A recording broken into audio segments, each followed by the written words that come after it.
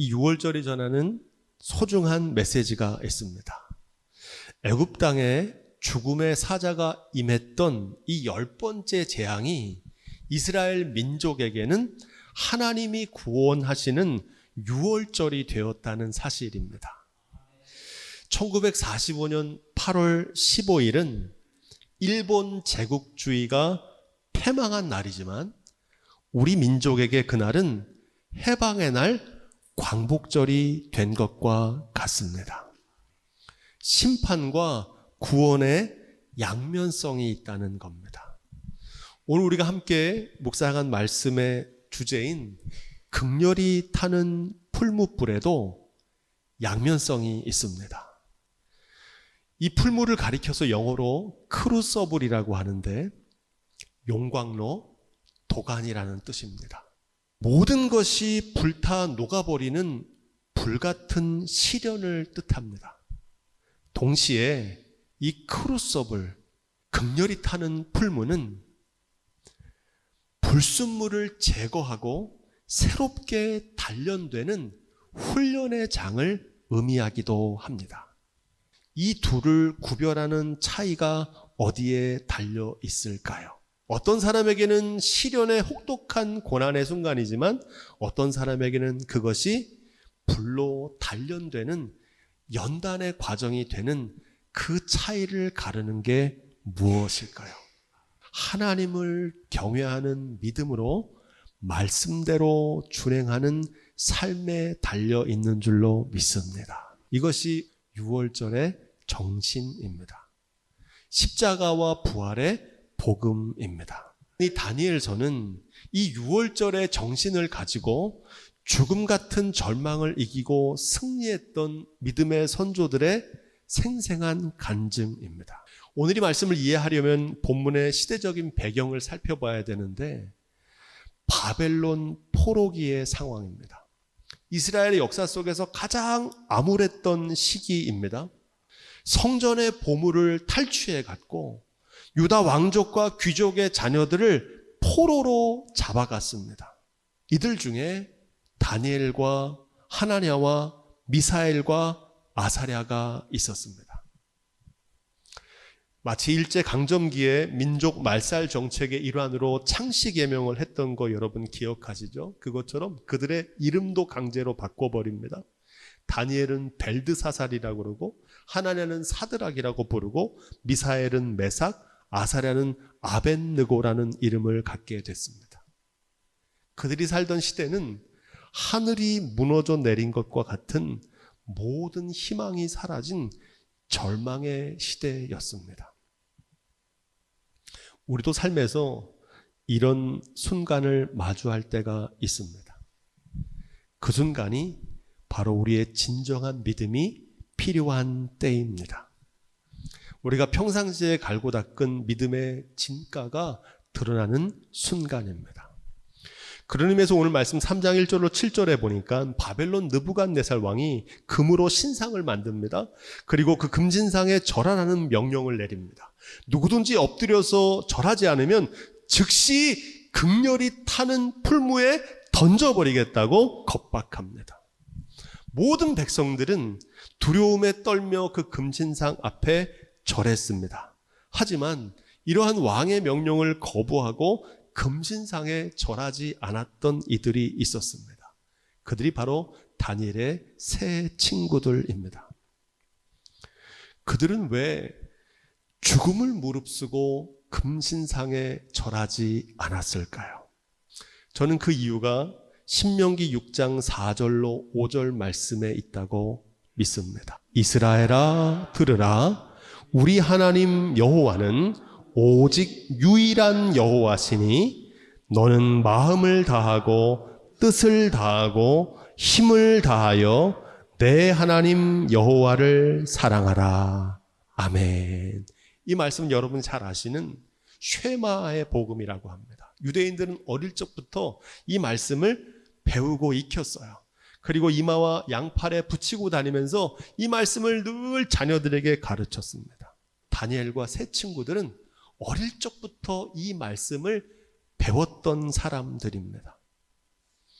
그들은 하나님을 경외하는 믿음으로 이 말씀대로 준행하기 위해서 왕의 명령에 복종하지 않았던 겁니다.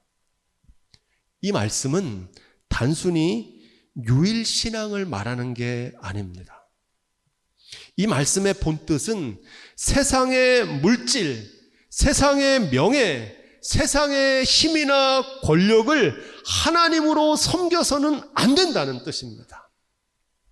오직 하나님만 하나님으로 섬기는 믿음을 증거하고 있습니다. 다니엘과 세 친구들은 이스라엘이 멸망한 이유가 무엇인지를 정확하게 알고 있었습니다. 바로 이 말씀을 저버리고 하나님 아닌 다른 것을 하나님처럼 섬기는 우상숭배에 빠졌기 때문입니다. 비록 현실은 바벨론 왕의 물질과 권력이 통치하는 세상 속에서도 신명기 말씀을 믿고 준행하는 이들이 남아 있었다는 겁니다. 바벨론 포로기의 깊은 어두움을 밝히는 한 줄기 등불 같은 존재들이 있었다는 겁니다. 오늘 이 말씀은 모든 희망이 사라진 절망의 순간에도 하나님을 경외하는 믿음으로 말씀대로 준행하는 이들을 통해서 하나님의 구원 역사를 이루고 계심을 증거하고 있습니다. 8절로 12절 말씀을 살펴보니까 바로 그때 어떤 갈대아 사람이 느부갓네살 왕에게 이 다니엘의 세 친구들을 참소합니다. 요즘으로 말하면 고발한 거예요. 이 참소하는 자를 가리켜 성경은 사단이라고 부릅니다. 사단이 우리를 참소하는 이유가 무엇일까요? 우리의 믿음을 공격해서 우리를 믿음의 길에서 넘어뜨리기 위함입니다. 우리를 믿음의 길에서 넘어뜨리는 회방꾼, 방해자, 적대자가 있다는 겁니다. 하나님의 말씀대로 살려고 하면 하나님의 말씀대로 살지 못하도록 대적하는 이들이 있다는 겁니다. 대부분의 사람들이 이 정체를 분별하지 못해서 믿음의 길에서 넘어집니다. 이 사단의 회방이 있다는 걸 알기만 해도 반은 이겨요. 대다수의 사람들은 하나님만 경외하는 믿음의 사람을 미워합니다. 시기하고 질투하며 깎아내립니다. 너만 의롭냐? 너만 잘났냐? 너만 믿음이냐? 여러분, 사람의 대적과 회방을 만나실 때면 꼭 이렇게 기도하십시오. 이 기도는 역대하 14장 11절에 나오는 말씀인데, 구스왕이 100만 대군을 몰고 와서 남유다를 침공할 때 아사왕이 하나님께 드린 기도입니다. 하나님이여, 사람이 주를 이기지 못하게 하옵소서. 참소를 듣고 분노한 느부갓네살 왕이 세 친구를 불러 세웁니다. 너희가 만일 절하지 않으면 즉시 너희를 극렬히 타는 풀무 가운데 던져 넣을 것이니 너희를 내 손에서 건져낼 신이 없을 것이다. 이렇게 겁박합니다. 앞서 살펴본 대로 극렬히 타는 풀무는 쇳물을 녹이는 도가니 용광로입니다. 영어로 크루서블이라고 해요. 혹독한 시련과 극심한 고난입니다. 동시에 타는 듯한 이 풀무는 불순물을 제거하고 새롭게 단련되는 정금 같은 변화의 장이 됩니다. 우리의 믿음의 길에는 반드시 고난과 시련이 있고 환난과 핍박의 도가니가 있습니다. 우리가 말씀대로 준행하며 믿음으로 살려고 하면 반드시 핍박과 회방이 찾아옵니다. 요한복음 16장 33절에선 예수님께서 이렇게 말씀하십니다. 따라해 보겠습니다. 세상에서는 너희가 환난을 당하나 담대하라. 내가 세상을 이기었노라. 아멘. 의의 최후 승리를 믿는 이 믿음이 저와 여러분 가운데 있기를 주님의 이름으로 축복드립니다. 사랑하는 자들아, 너희를 연단하려고 오는 불시험을 이상한 일 당하는 것 같이 이상히 여기지 말고 오히려 너희가 그리스도의 고난에 참여하는 것으로 즐거워하라. 이는 그 영광을 나타내실 때에 너희로 즐거워하고 기뻐하게 하려 함이라. 아멘. 여러분, 삶에서 만나는 시련과 고난은 정금 같은 믿음의 사람으로 연단하는 과정인 줄로 믿습니다. 그러니 불같은 시험이 많아도 겁내지 마십시오. 구주의 권능 크시니 이기고 남겠네. 할렐루야.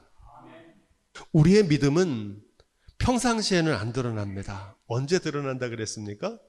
위기의 순간에 뭘로 드러나요? 말로 드러납니다.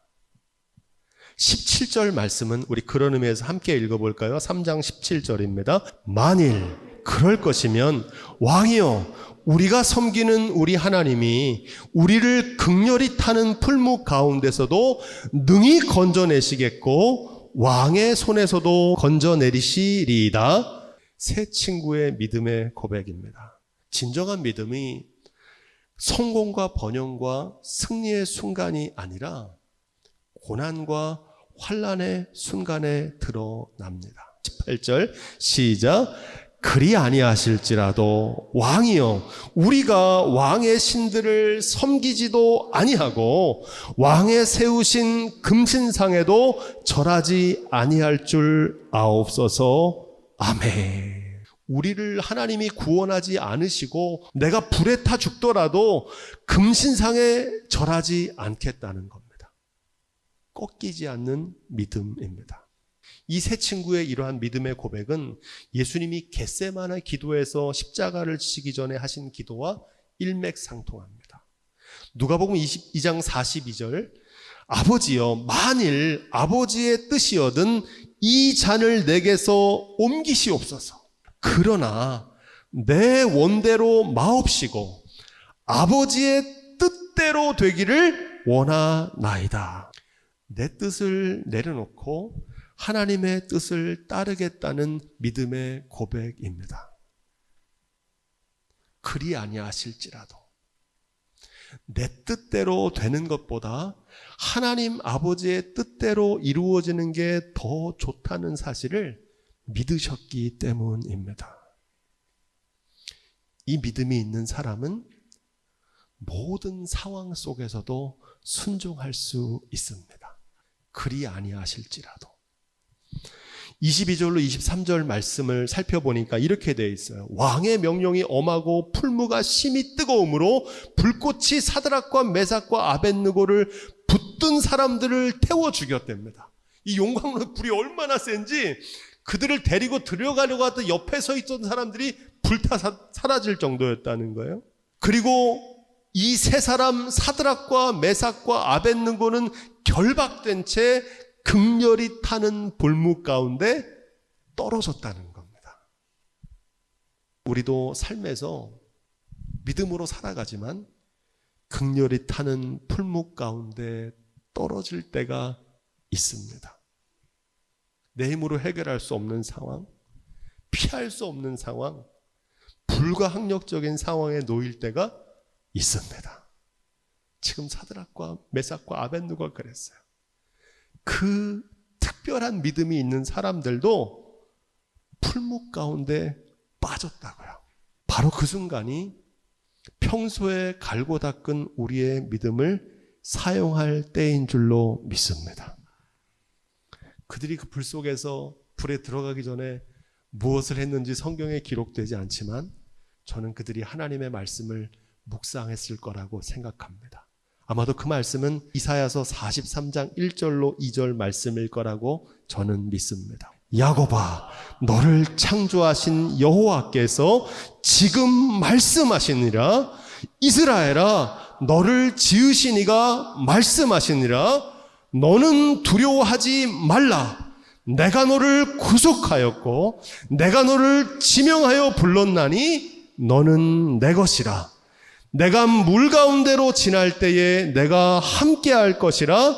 강을 건널 때에 물이 너를 침몰치 못할 것이며 내가 불 가운데 행할 때에도 하지도 아니할 것이요 불꽃이 너를 사르지도 못하리니. 아멘. 여러분, 삶에서 극렬한 풀목 가운데 떨어졌다면 다니엘의 세 친구들처럼 이 말씀을 붙잡고 나아가시기를 주님의 이름으로 부탁드립니다. 그 세 친구들은 이 말씀대로 준행했어요. 그 믿음의 결과가 24절로 27절에 자세히 기록되는데, 때에 느부갓네살이 놀라 급히 일어나서 모사들에게 묻습니다. 우리가 결박해서 불에 던진 자는 세 사람 아니냐? 내가 자세히 보니까 결박되지 아니한 네 사람이 불 가운데로 다니는데 상하지도 아니하였고 그 중에 네 번째 사람의 모양은 신의 아들과도 같도다. 이렇게 말합니다. 그리고는 느부갓네살이 불에 가까이 가서 그들의 이름을 부르자 불 가운데서 당당하게 그들이 걸어 나옵니다. 불이 능히 그들의 몸을 해하지 못하였고 머리털도 그슬리지 아니하였고 고의 빛도 변하지 아니하였고 불탄 냄새도 없었다고 증거합니다. 하나님께서 그 말씀대로 지키시고 보호하신 줄로 믿습니다. 여러분, 하나님은 자기를 경외하는 자들과 함께 하십니다. 자기를 경외하는 자들을 보호하고 지켜주십니다. 하나님의 말씀대로 준행하는 자들을 마침내 승리하게 하시는 분이신 줄로 믿습니다. 이건 제 얘기가 아니라 성경 66권이 시종여일하게 증거하는 영원한 언약입니다. 저는 이 말씀이 여러분들의 삶에서도 이루어지기를 주님의 이름으로 축복드립니다. 극렬히 타는 풀무불은 단순한 고난이 아니고 새롭게 창조되는 과정입니다. 욥기 23장 10절에서 고난을 통과한 욥은 이렇게 말합니다. 나의 가는 길은 오직 그가 아시나니. 따라해 볼까요? 그가 나를 단련하신 후에는 내가 정금같이 나오리다. 아멘. 욥은 그 삶에서 만나는 고난을 통해서 정금 같은 믿음의 사람으로 변화되었습니다. 용광로에서 불순물이 제거될 때 정금이 되는 것처럼 여러분, 사람이 정금같이 되려면 어떻게 해야 될까요? 시련과 고난의 용광로를 믿음으로 통과해야 됩니다. 다른 길이 있을까요? 없을까요? 없어요. 그거 없이는 정금 같은 믿음의 사람이 될 수 없습니다. 이사야 48장 10절로 11절 말씀을 이렇게 증거합니다. 우리 함께 읽어보겠습니다. 시작. 보라, 내가 너를 연단하였으나 은처럼 하지 아니하고 너를 고난의 풀무불에서 택하였노라. 나는 나를 위하여 이를 이룰 것이니라. 어찌하여 내 이름을 욕되게 하리요? 내 영광을 다른 자에게 주지 아니하리라. 아멘. 무슨 말씀입니까? 하나님께서 고난의 풀목 가운데서 나의 영광을 위해서 그 길을 친히 이루셨다는 겁니다. 우리가 예배하는 강릉 예향교회는 이 믿음 위에 세워진 교회입니다. 지난 23년 동안 우리 교회는 온실 속의 화초라기보다는 극렬히 타는 풀무불을 통과하며 왔습니다. 2003년 제가 교회에 부임하는 개척할 때부터 시련의 연속이었습니다. 최악의 여건과 환경이었고 수많은 회방과 대적이 있었습니다. 그 속에서도 인내하며 절망 속에서도 오직 말씀을 붙잡고 믿음의 순종으로 여기까지 왔습니다. 제가 제일 감사하는 것은 뭐냐? 그 많은 시련 가운데도 죽지 않고 살아남아 있는 겁니다. 하나님을 찬송할지로다. 그가 그 사자를 보내사 자기를 의뢰하고 그 몸을 버려서 왕의 명을 거역하고 그 하나님 밖에는 다른 신을 섬기지 아니하며 그에게 절하지 아니한 종을 구원하셨도다. 누가 하는 말입니까? 느부갓네살 왕이 하는 말이에요.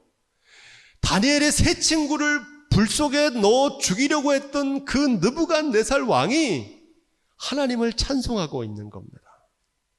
이같이 사람을 구원할 다른 신이 없다는 겁니다. 그리고 조소를 내려 온 나라에 누구든지 이 세 친구의 하나님을 함부로 말하는 자는 무서운 벌을 피할 수 없을 것이라고 말합니다. 우리가 주목하는 말씀은 마지막 구절이에요. 왕이 드디어 사드락과 메삭과 아벳느고를 바벨론 도에서 더욱 높였다는 겁니다. 여러분, 하나님의 말씀대로 준행하면 하나님께서 동행하시고 우리의 삶을 축복하시고 높여주시는 줄로 믿습니다. 이 영원한 언약이에요. 하나님께서 우리를 극렬히 타는 풀무에서 구원하시는 목적이 있습니다. 그것은 우리의 삶을 통해서 하나님이 하나님이란 사실을 나타내기를 원하십니다. 이것을 하나님의 영광이라 그래요. 그 세 친구들의 믿음이 대단하다 이런 걸 말하려는 게 아닙니다. 그 세 친구들이 경외했던 하나님이 그들과 동행하시고 그들을 구원하신다는 것을 나타내기를 원하시는 거예요. 이 말씀에 주목하는 이유가 있습니다. 우리의 인생에서도 극렬한 풀무 같은 나를 만날 때가 있기 때문입니다. 사람마다 모양과 크기도 다르고요. 언제인지도 알 수 없어요. 어떤 분들은 이미 그 과정을 통과하는 분들이 계시고 어떤 분들은 지금 그 과정을 통과한 분들이 있고 어떤 분들은 지금까지 순탄했지만 앞으로 그런 과정을 겪어야 될 수도 있습니다. 하지만 누구도 예외가 없습니다. 여러분, 삶에서 만나는 극렬한 풀무 가운데 놓인다면 이렇게 기도하십시오. 주님, 이 극렬히 타는 풀무 가운데서 나를 구원하셔서 하나님의 영광을 나타내게 하옵소서. 여러분, 이렇게 꼭 기도하십시오. 주님, 나를 이 고난에서 건져내셔서 나의 삶을 통해서 하나님을 모르는 자들에게 하나님을 증거하게 하옵소서. 살아계신 하나님께서는 이 기도에 반드시 응답하십니다. 왜냐하면 하나님께서는 오늘도 하나님을 경외하는 믿음으로 말씀대로 준행하며 사는 이들을 통해서 하나님의 역사를 이루어 가고 계시기 때문입니다. 바라기는 이 믿음의 기도가 저와 여러분들의 삶에서도 이루어지기를 우리 주님의 이름으로 축원드립니다.